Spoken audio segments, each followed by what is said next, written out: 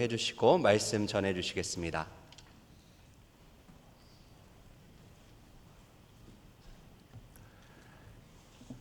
사랑하는 주님, 이 새벽에 또 주 앞에 우리가 나왔습니다. 주님만 바라보고 은혜만 사모하고 정말 주님 기뻐하시는 참된 예배자가 되기 위하여 주의 사람, 아름다운 하나님 백성으로 살아가기 위하여 나왔습니다. 이렇게 주 앞에 나오면서 예물을 또 주 앞에 드리오니 받아주시고 정성을 다해 드린 이 손길들을 기억하시며 축복하시고 정말 삶의 어떤 자리에 있든 주의 영광 나타내는 복된 삶 살 수 있도록 주의 구체적인 은혜를 그 심령 가운데 삶 가운데 부어 주시옵소서. 아름답게 하여 주옵소서. 예수님 이름으로 기도합니다. 아멘.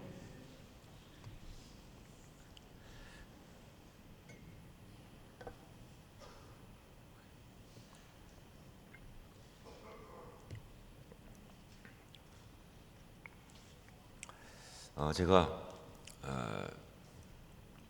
미국에서 목회를 좀 했었기 때문에 그때는 미국 교단 있었거든요. 그래서 미국 목사님들하고 교제할 시간이 많았습니다.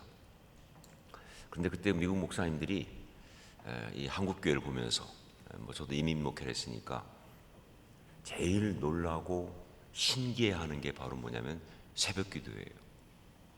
한국 교회는 어떻게 새벽 기도를 하느냐? 그리고 그들이 다 인정하는 게 뭐냐? 한국 교회의 영성의 핵심은 새벽 기도에 있다.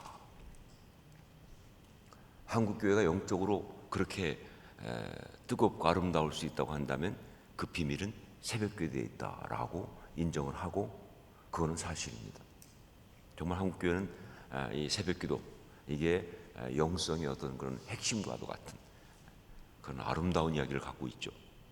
자, 오늘 제가 듣기에 오늘 새벽이 우리 특별 새벽 기도의 이제 열흘 중에서 마지막 3일, 그러니까 뭐 앞에 거는 사실은 서론이고 이제 본론이 시작됐다고 봐야죠, 그렇죠?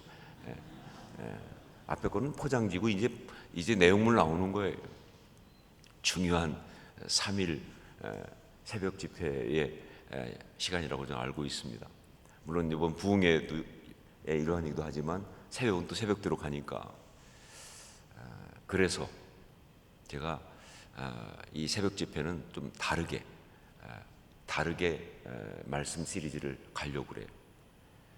저녁은 의회나무 공동체 물론 연결된 이야기지만 하지만 새벽은 특별히 그 중에서 영성을 가지고 가려고 그래요. 영성. 왜?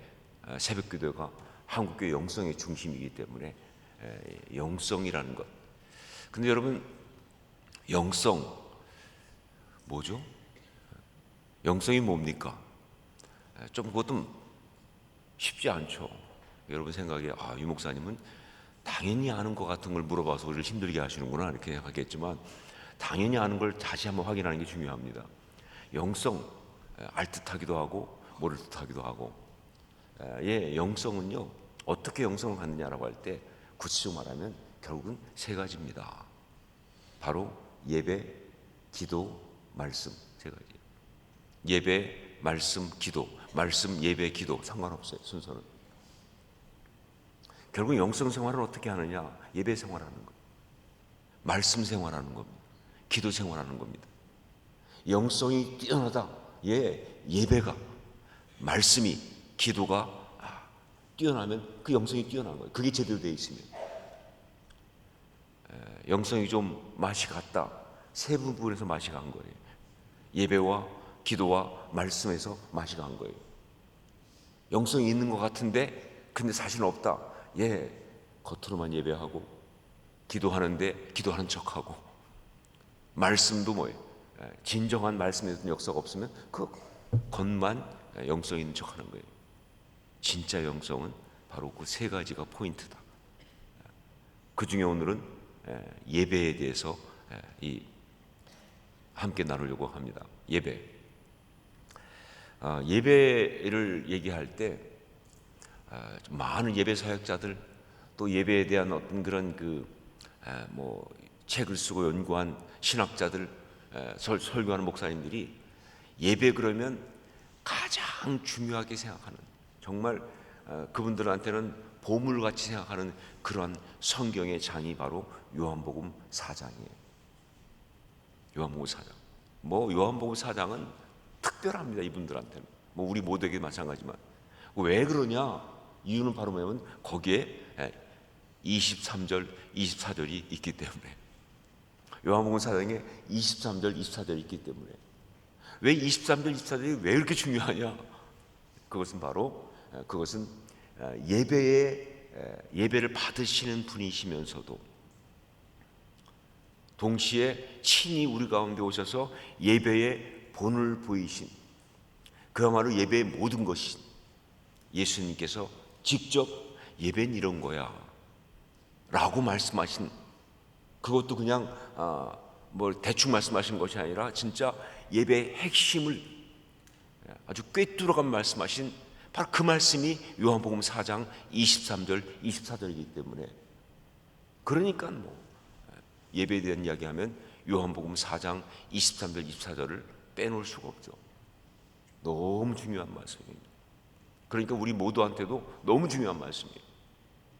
자, 그런데 이 요한복음 4장 23절 24절 이 두 절 말씀, 이 말씀을 알기 위해서는요, 그 앞에 스토리가 있음을 알아야 합니다. 그냥 갑자기 툭 튀어나온 말씀이 아니에요. 그 앞에 어떤 스토리가 있어요. 그 스토리의 결과로 나오신 거예요. 그래서 이 말씀의 의미를 제대로 알려면, 그리고 이것을 정말 제대로 우리 삶 속에 적용하려면 그 앞에 있는 스토리를 함께 알아야 한다. 자, 그 앞에 있는 스토리가 바로 뭐냐? 그것이 아까 우리 찬양하실 때도 했던 우물가 여인 이야기입니다. 우물가 여인 이야기, 사마리아 여인 이야기, 혹은 수가성 여인 이야기. 요한복음 보면요, 참 좀 특이한 파격적인 표현을 하나 쓴 게 나오는데, 예수님께서 이제 이 바리새인들의 핍박 이런 것도 예상되니까 아직 때가 아니니까 피해서 다시 갈릴리로 유대에서 이제 가시는 그런 이야기가 나옵니다. 그런데 갈릴리로 간다 그러는데 거기에 아주 특이하게 사마리아로 통행하여야 하겠는지라 이렇게 나와요. 여기 이상한 거예요. 왜냐하면 그 당시 유대 지역에서 갈릴리로 갈 때는요, 거의 모든 유대인들이, 거의 모든 사람들이 다 뭐예요? 요단 동편 쪽을 돌아서 갑니다. 사마리아를 피해요. 왜? 사마리아 것들하고는 상종을 안 했어요. 거기는 가는 곳이 아니에요. 물론 길은 그게 숄컷이죠. 빨라요. 하지만 절대로 굴러 안 갑니다. 그냥 여리고 쪽에서 동쪽으로 빠져가지고 요단 동편을 해서, 그래서 뭐예요? 이제 갈릴리로 넘어 들어간다고.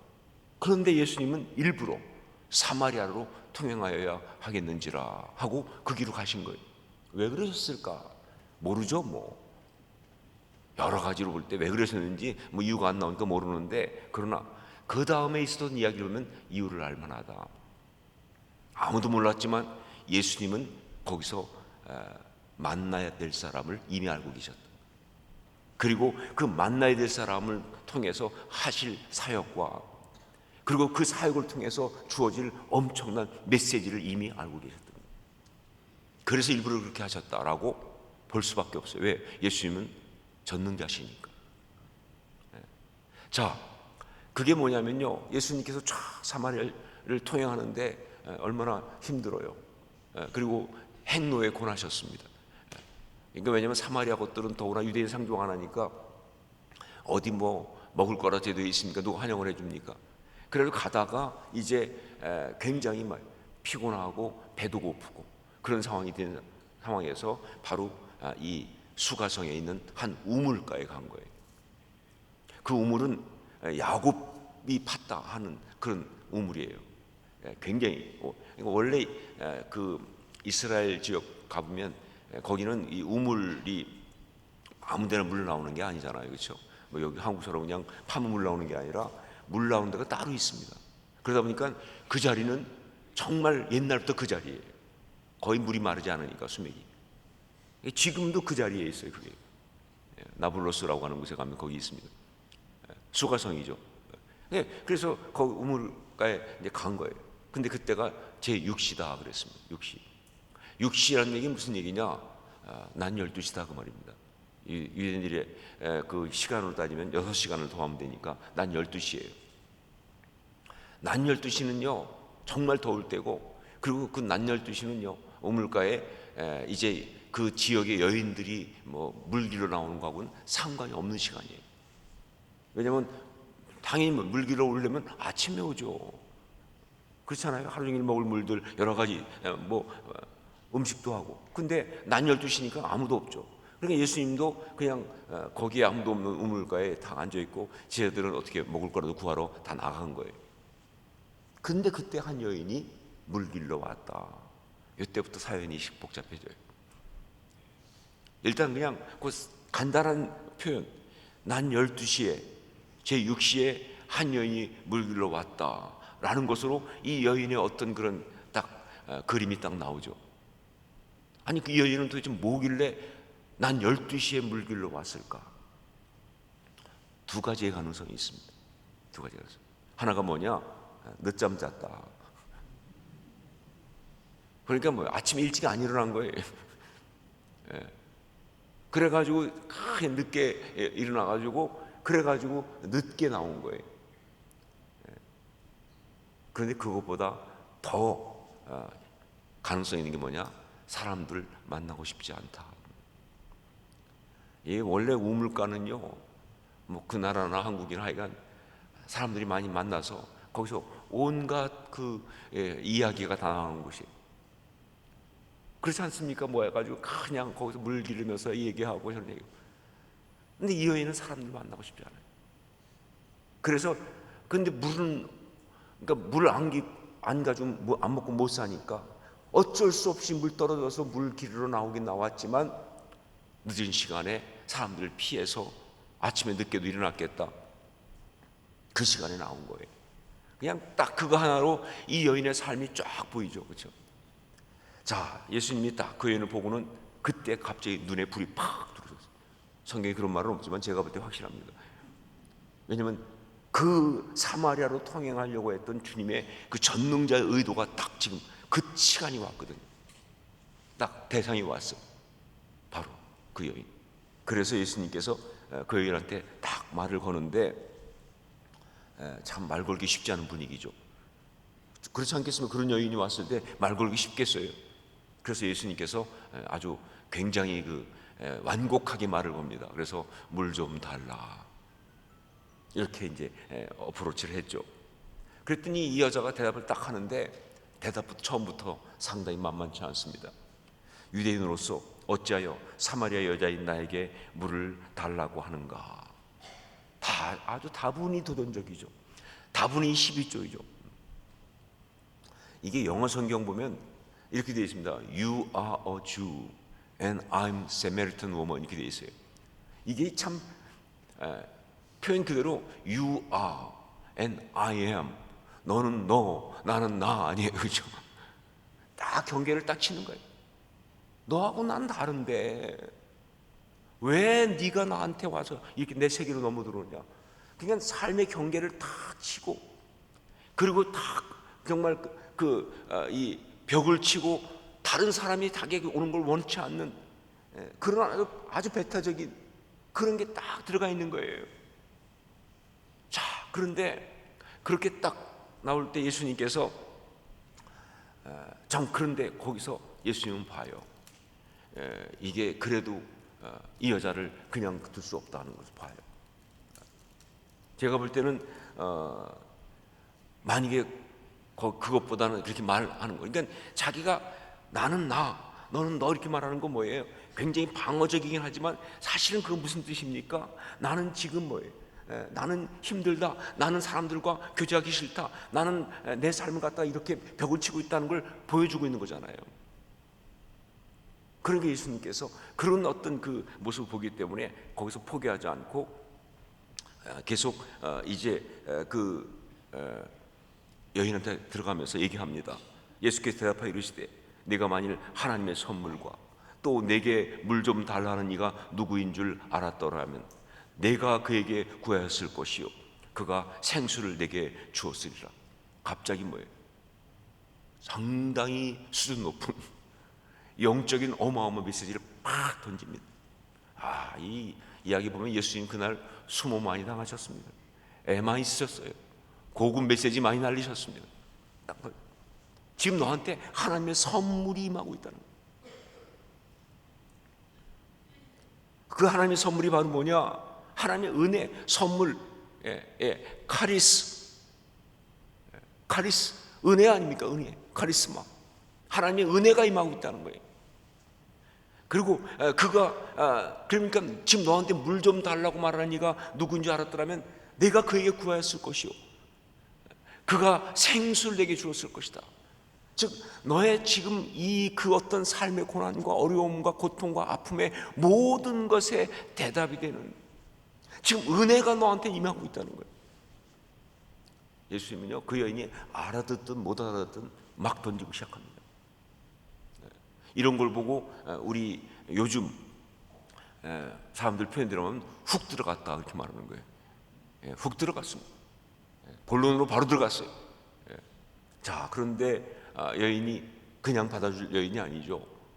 그러니까 갑자기 거기서 여인은 또 쓱 비틉니다. 그래서 아니 그릇도 없고 우물은 깊은데 어디서 어떻게 물을 준다고 그러느냐. 이 우물은 야곱이 판 것으로서 그때부터 쓴 건데 그렇다면 당신이 야곱보다 크냐. 왜냐하면 그에게 다른 생수를 준다고 그러니까 아니 보니까 우물도 없고 그릇도 없는데 그런데 그릇도 없는 사람이 이 깊은 우물에서 물을 풀어주는 것도 아니고 그렇다고 제가 다른 우물을 가지고 있는 것도 아니고 무슨 소리야 도대체 하면서 얘기하는 거예요. 이거를 갖다가 제가 한마디로 딱 줄여서 아주 요약해가지고 번역한다면 수작 부리지 마 이런 거예요. 수작 부리지 마. 나한테 와서 지금까지 내 삶에 대답 주겠다고 한 놈들 많았어. 그 어느 것들도 제대로 답을 준 것들은 없었다. 그런데 무슨 소리 하는 거야 너 지금? 삶의 좌절을 맛본 삶의 실패와 아픔을 경험한 사람의 비명 같은 절기도 사실은 무슨 소리 하고 있어? 그런데 예수님은 포기하지 않으십니다. 그렇게 나왔지만 포기하지 않아요. 포기할 수가 없죠. 그래서 지속적으로 설득을 또 하십니다. 이 물을 마시는 자마다 다시 목마르겠지만 내가 주는 물을 마시는 자는 영원히 목마르지 아니하리니 내가 주는 물은 그 속에서 영생하도록 솟아나는 샘물이 되리라. 여러분 진짜 회중에 비해서 너무 고단히 메시지가 막 나가는 거예요. 예수님은 이날 모든 걸 거신 것 같아요. 그러니까 진짜 이 기가 막힌 말씀을 던지는 거예요. 영원히 솟아나는 샘물, 생수가 되는 영생하도록 솟아나는 샘물이 된다고 하는 그런 성령의 역사 같은 메시지를 던지는 거예요. 그랬더니 여인이 그 말을 듣고는요 계속 비틉니다. 그러니까 저는 그래서 한번 생각해요. 그때 여인의 자세가 어땠을까? 거의 이런 분위기예요. 그때 여인은요 그냥 이렇게 똑바로 보고 하는 게 아니라 약간 삐딱하게 서가지고 껌 질겅질겅 씹어가면서 다리 한쪽 떨어가면서 약간 그런 분위기예요. 그래서 이렇게 말합니다. 그래? 물 줘봐 그러면. 그럼 그런 물 있으면 한번 줘봐. 나 여기 지긋지긋하게 물길로 안 나오게 그런 물 있으면 줘봐. 인간의 죄성이 그래요. 은혜가 임하면요 정하거든요. 인간은 그런 거예요. 은혜가 임하면 정합니다. 하나님 역사가 임하면 정하거든요. 그러니까 그냥 그런 식으로 그런 물이 어디 있어? 있으면 줘봐. 나 다시 여기 물길로 안 오게 라고 그렇게 또 완전히 방어막을 치는 거죠. 자, 예수님 볼 때 더 이상은 안 되겠다. 이 여인을 그냥 가서는 이 여인이 더 이상 구원할 방법이 없겠다 생각하셨는지 여기서 예수님께서 폭탄 같은 발언을 하십니다. 그게 바로 뭐냐? 가서 내 남편을 불러와라. 여러분 말이 된다고 생각하세요? 아니 우물가에서 물 달라고 시작했던 얘기가 갑자기 가서 남편 불러오라니 말이죠. 예. 아니 이게 도대체 무슨 말인가? 그런데 이거는요 이런 얘기입니다. 그 여인한테 가장 아픈 부분을 치고 들어가신 거예요. 그냥 결국 예수님께서는 그 순간 그 여인의 그 마음속에 있는 가장 아픈 고통을 그냥 드러내버리신 거예요.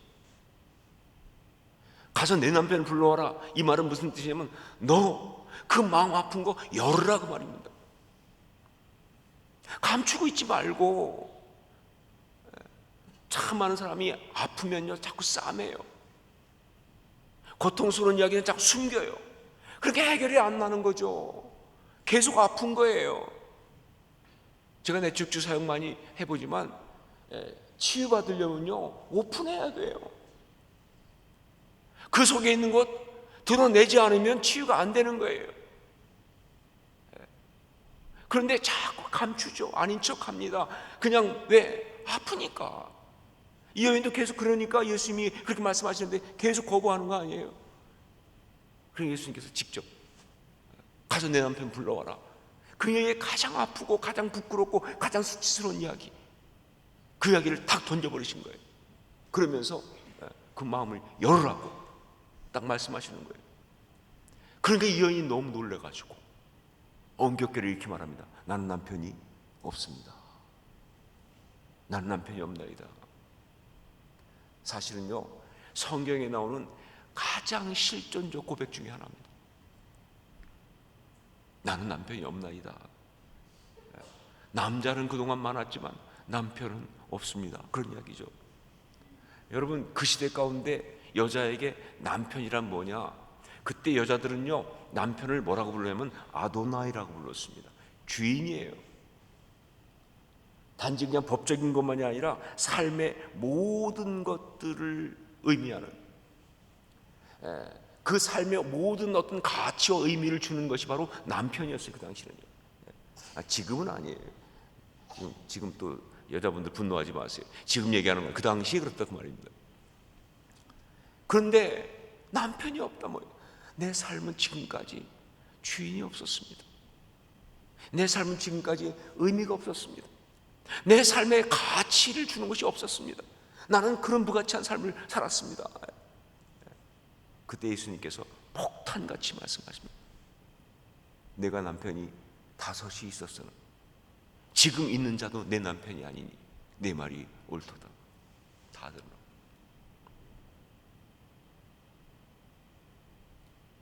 아니 어떻게 산 사람이야? 아니 그 살아온 삶이 도대체 뭐길래 남편이 5이나 있습니까?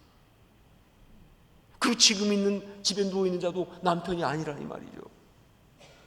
이게 바로 이 물을 먹는 자마다 다시 목마르려니와 하는 그 여인의 삶의 딱 그 이야기예요. 예, 정말 뭔가 그 마음속에 굶주림과 갈망과 정말 그런 것 때문에 말이죠, 그 뭔가 행복을 찾아서 뭔가 좀 가치를 찾아서 좀 잘 살아보려고 몸부림치고 왔는데 다 헛된 것들이에요. 헛물켰다 그 말입니다.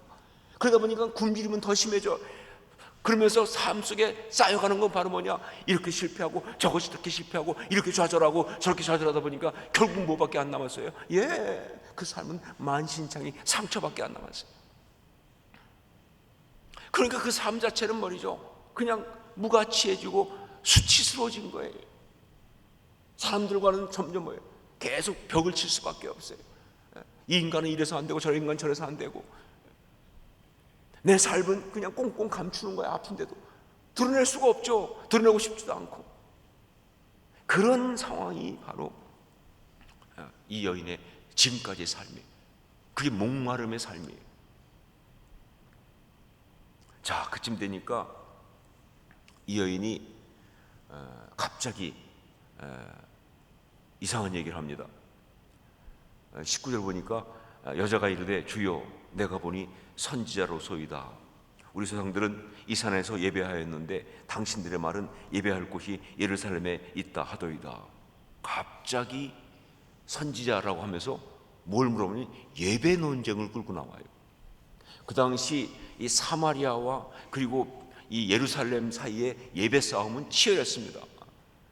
사마리아는 자기네가 그쪽이 사마리아 성전이라고 말하고 예루살렘은 예루살렘이라고 얘기하고 둘 사이에 정말 그 전통적인 예배 논쟁을 딱 끌고 나온 거예요. 그 왜 그랬을까요? 왜 갑자기 여인이 여기서 예배 논쟁을 끌고 나왔을까요? 도망가는 거죠.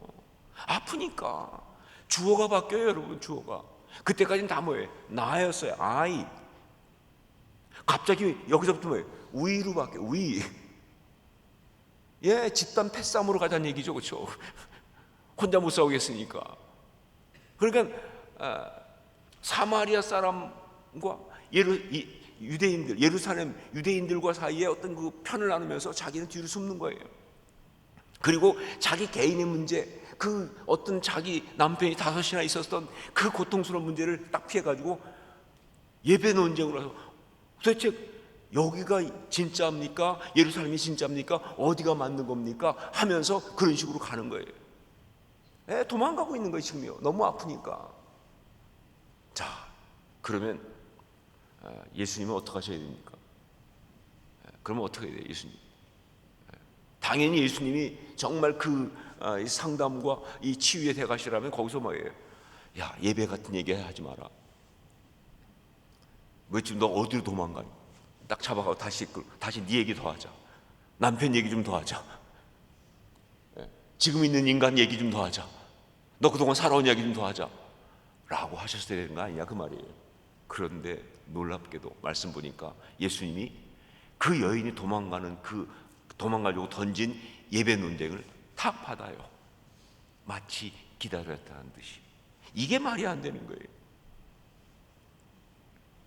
아니 예수님은 뻔히 제가 봐도 수가 보이는데 왜 갑자기 거기서 예배 논쟁을 끌고 나왔는지 제가 봐도 수가 보이는데 예수님은 도대체 그런 아주 단수가 낮은 것에 넘어가셔가지고 그걸 탁 들이받았다. 그래가지고 바로 예배를 받아서 얘기를 글로 끌고 나간다. 이거 말이 안 되는 거 아니냐. 예수님 같답지 않다. 왜 그러셨을까요? 예수님이 사실은 처음부터 이쪽을 원하셨던 거예요. 어떤 면에서 예배로 가기를 처음부터 알고 계셨던 것이 아닌가. 그럼 왜 그렇게 예배를 가도록 그렇게 기다리고 알고 계셨느냐? 이유는 딱 한 가지예요. 바로 그 여인이 치유받고 회복받을 수 있는 유일한 대답이 예배니까. 이게 전능자의 플롯이에요. 그렇습니다. 여러분, 우리가 삶 가운데 실패하고 어렵고 힘들고 무너지고 좌절했을 때 어디서 힘을 얻습니까? 우리가 깨어지고 비참해지고 그랬을 때 어떻게 회복됩니까? 이 땅을 살아가면서 이 많은 세상의 이야기 가운데서 정말 이리 치고 저리 치고 그 많은 스트레스 받고 그 모든 걸 이길 수 있는 힘을 어디서 얻습니까? 우리가 다시 한번 하나님의 형상을 회복할 수 있는 어떤 그런 방법이 어디에 있습니까? 예배밖에 없다는 거예요. 여러분, 제가 놀라운 비밀 하나 알려드릴까요? 예배하는 순간 그가 어떤 삶을 살았던 어떤 이야기를 가지고 살았던 상관없이 예배하는 순간 그는요 하나님의 형상입니다.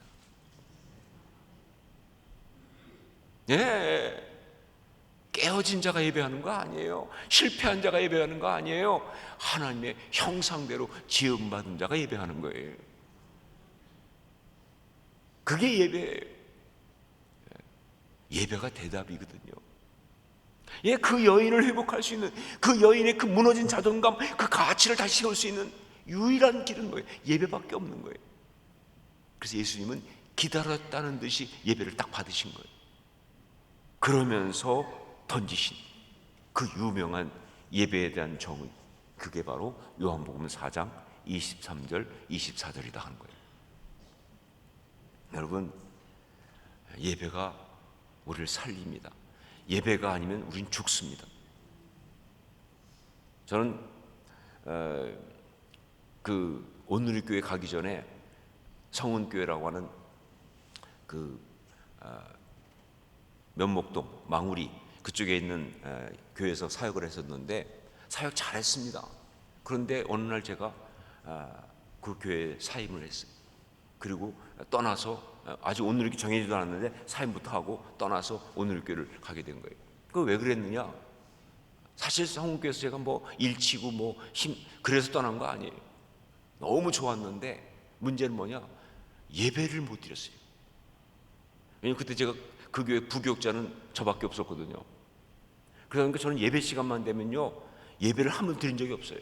목사님이 앞에서 딱 이렇게 계시면 전 뒤에 딱 있어가지고 주님은 쳐다본 적이 없어요. 목사님만 봤어요. 그 목사님이 이렇게 하면 방송실에 문제가 있는 거예요. 안내식에 문제가 있는 거예요. 그러니 제가 어떻게 삽니까? 난 예배를 섬겼을 뿐이지, 난 예배를 서빙했을 뿐이지 예배를 드린 적이 없어요. 그러니까 영이 굶주리죠. 영이 빈곤하죠.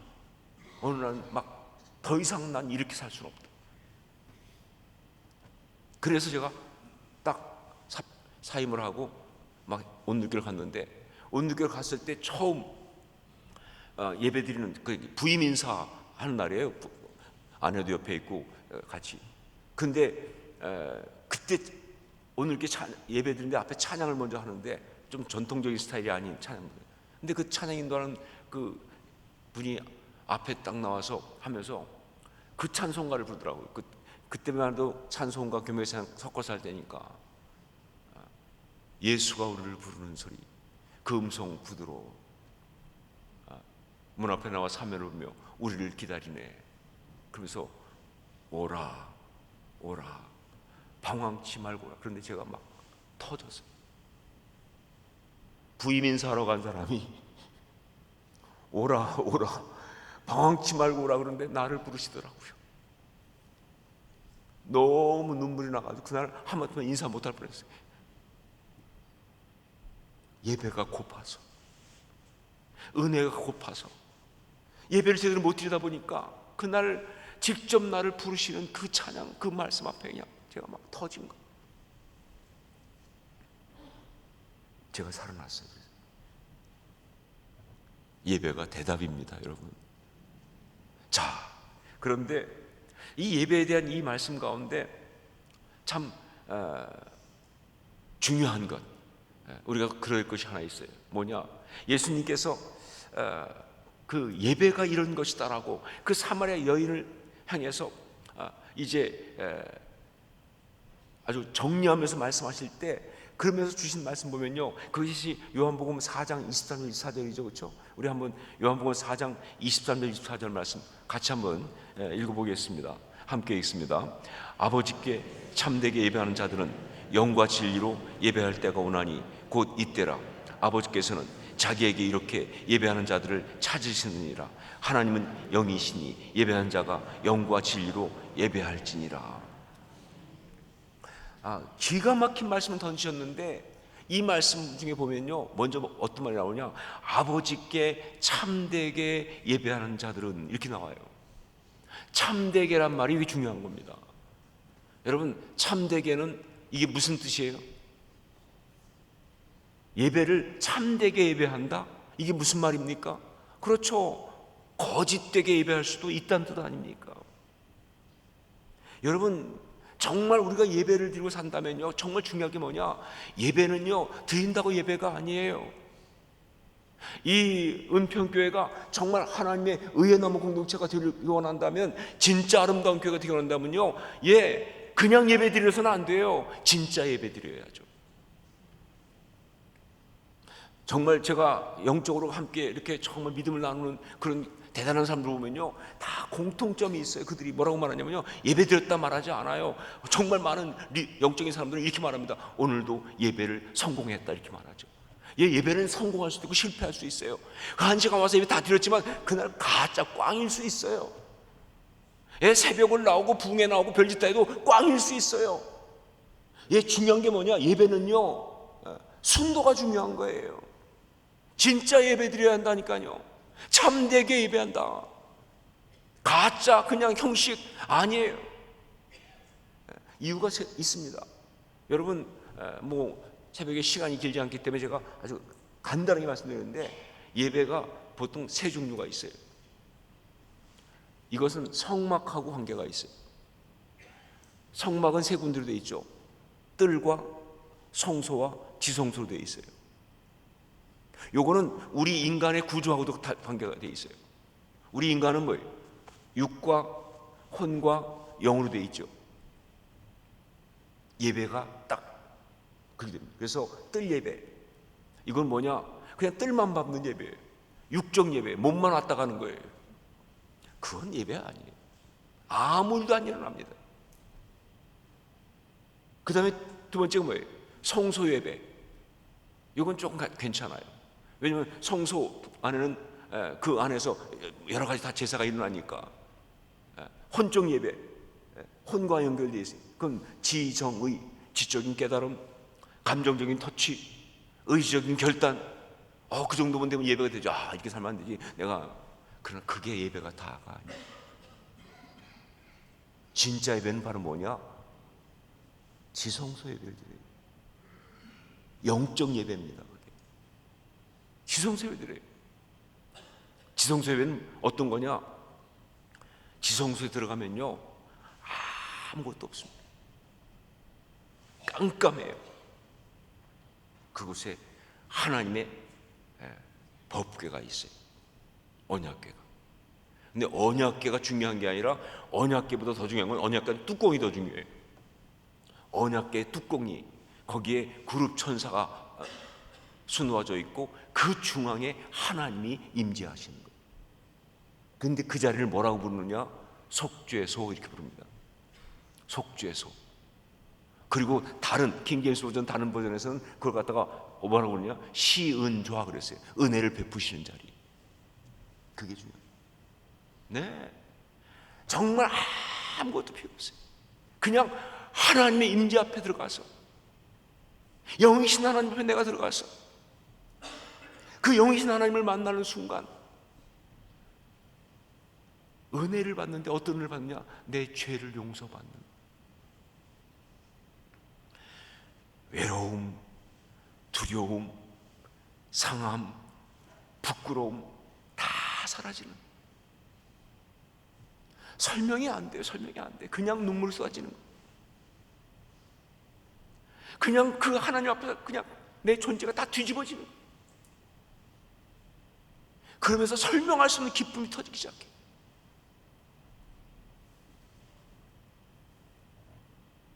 너무 행복해.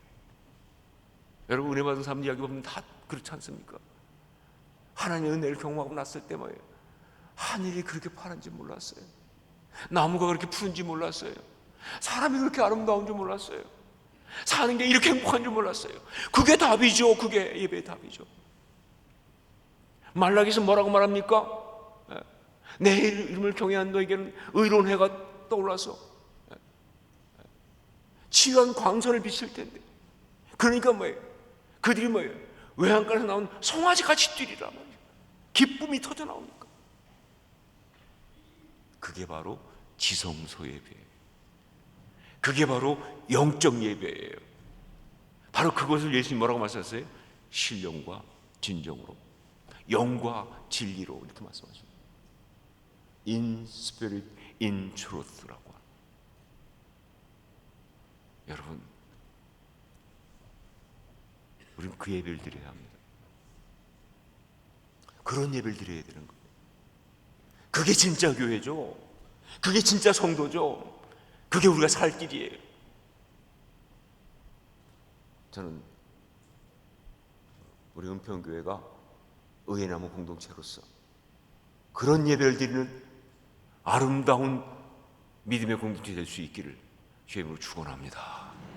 여러분이 예배 때마다 그런 예배를 사모하고 그런 예배를 성공함으로 이 땅을 살아가면서 세상이 어떻게 할 수 없는, 세상이 알 수도 없는, 세상이 이길 수 없는 그 평강을 가지고 승리하며 살 수 있기를 주의 이름으로 축원합니다. 기도하겠습니다.